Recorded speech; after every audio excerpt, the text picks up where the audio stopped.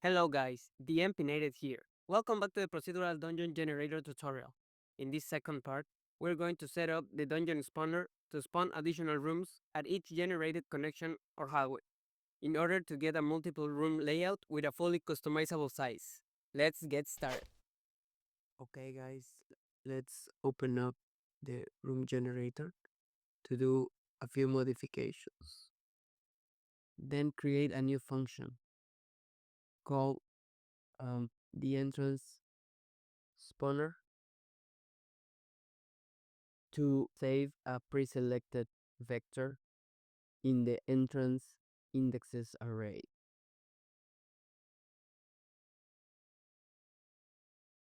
Then drag to create a new input called current entrance. Allow me to fast forward to clean up the wall spawner.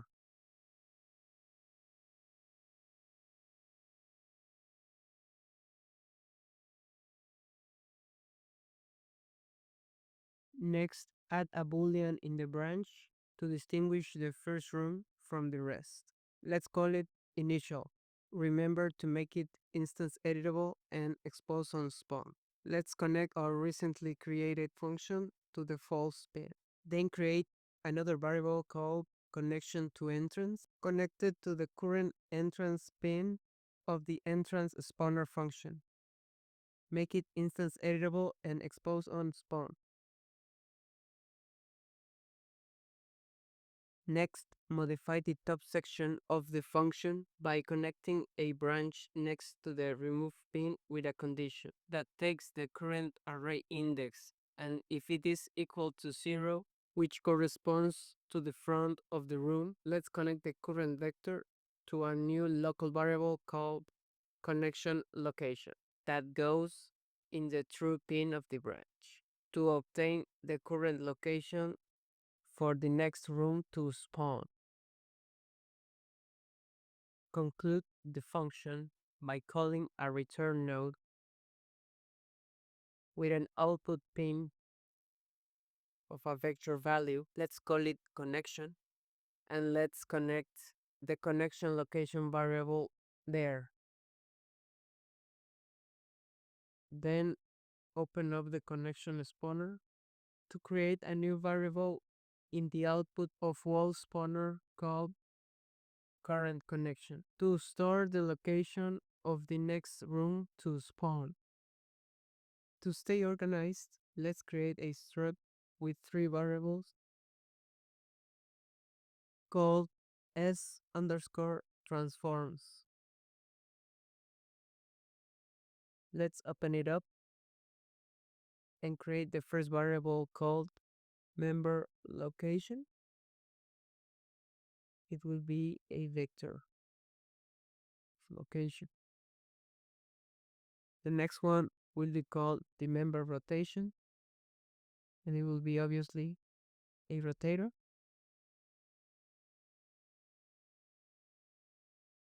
And finally, let's create another location vector called entrance location.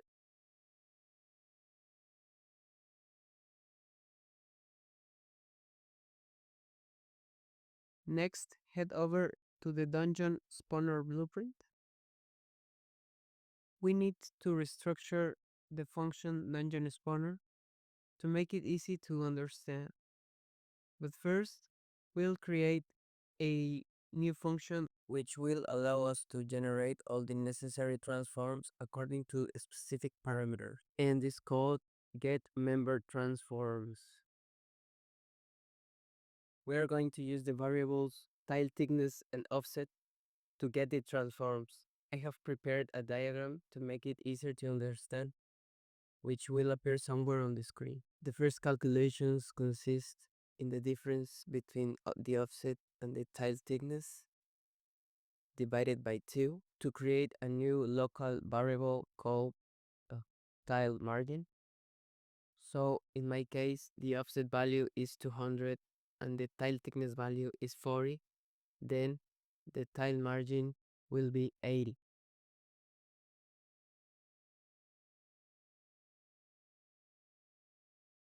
Then we need to get the tile margin again plus the tile thickness to obtain a new variable called the location offset.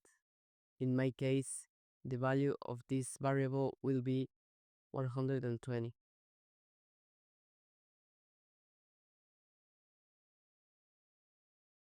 Next, create a for loop from 0 to 1 to separate the connection transforms from the room ones.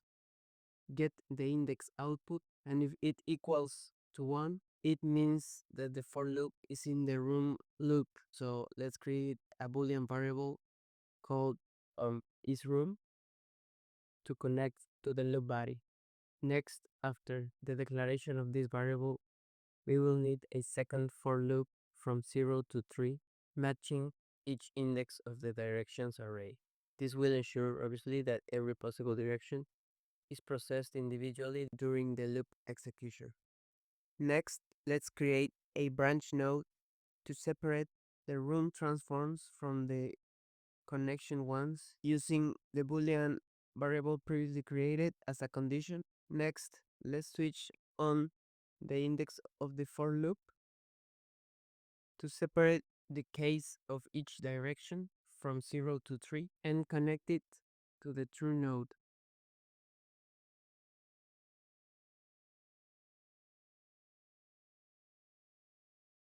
Next, create another variable called entrance picker, make it a float, drag it to the true pin, create a variable called roomGridX that will serve as the length of the grid X for each room.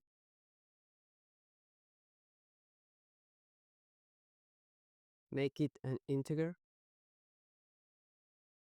Let's drag it to the function and connect it to the pin max of a random integer node to get a random number between 0 and the value of room grid X multiplied by the offset. This way, entrance picker will store the position of the entrance for the next room to spawn. Next, it's time to set up some variables. First, the member rotation. That will be obviously a rotator.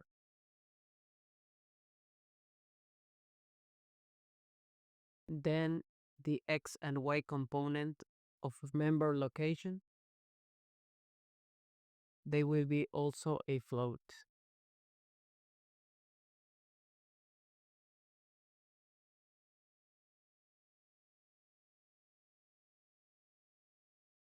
Let's duplicate memloc Y to create entrance location X and Y to separate the entrance location in its components X and Y.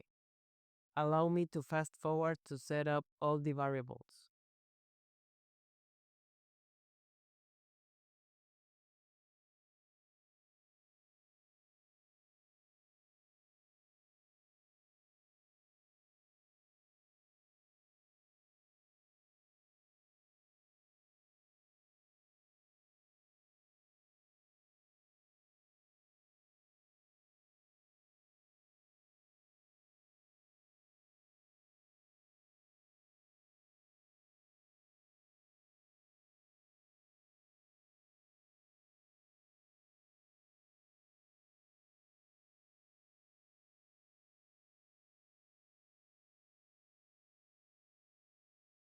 Next, create the actual vectors for member location and entrance location to split in its different components.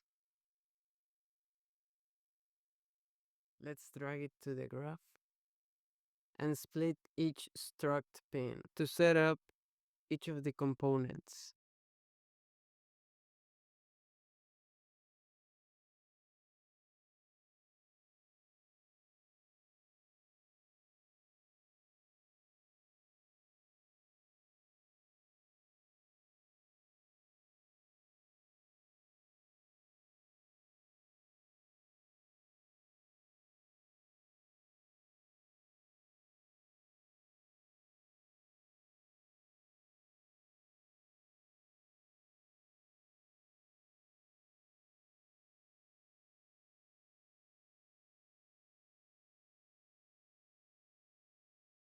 Now let's create the variable which will store all of the cases for the connections. This will be a S transform type. That is the struct we previously created. So drag it to the graph with an add node to store each of these cases. Then we just make an struct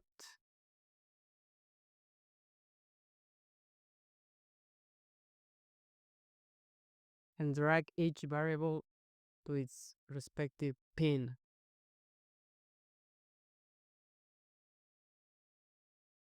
Compile and save. And let's duplicate the add node, but with a different variable also from S transform called room transforms. And finally, to prevent any miscalculation, we need to restart to 0 the variables of the component from member location and entrance location and connect all the nodes as shown. After we obtain automatically the transforms, let's create the new function for the connection spawner.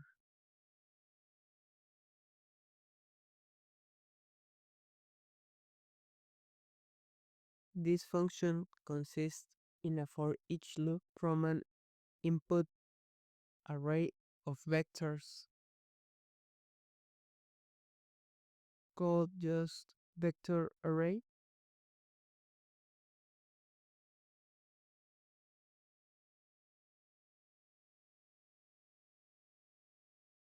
And also we will need a map with the that contains each of the vectors from the array with its position. Let's grab the current element to find it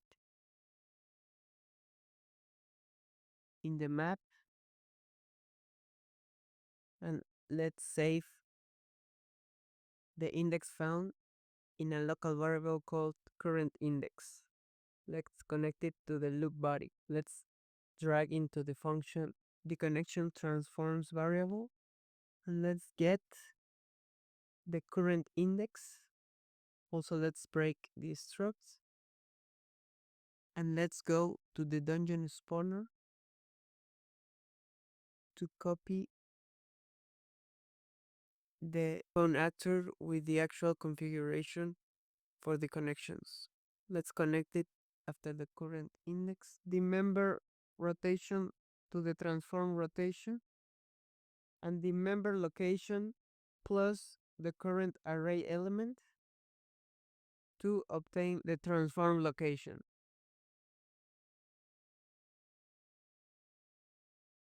Then, from the return value of the spawn actor, let's get the current connection and add it to a new map variable as a key and the current index as the value. This map variable will be called connection locations. Let's hit compile and save. Duplicate this function of connection spawner to make the room spawner. It will be basically the same, but with a few tweaks, like replacing the spawn actor and the transforms array to the room one. Let's delete the current index variable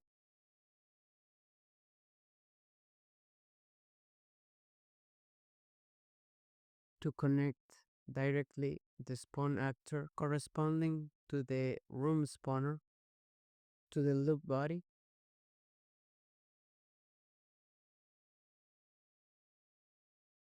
Let's connect the sum of the vectors to the spawn transform location, the member rotation to the spawn transform rotation, and the sum of the entrance location plus the current array element to the connection to entrance input. Connect the room grid X to the grid X input. I'm going to modify the grid Y and grid Z for practical uses. Also, let's make initial false. Hit compile and save. Remember to put a value in the room grid X, in my case 3. Finally, let's delete the vector array input from this function. Let's obtain the keys of the current map to iterate in the for each loop. Let's hit compile and save to conclude with the rearrange of dungeon spawner.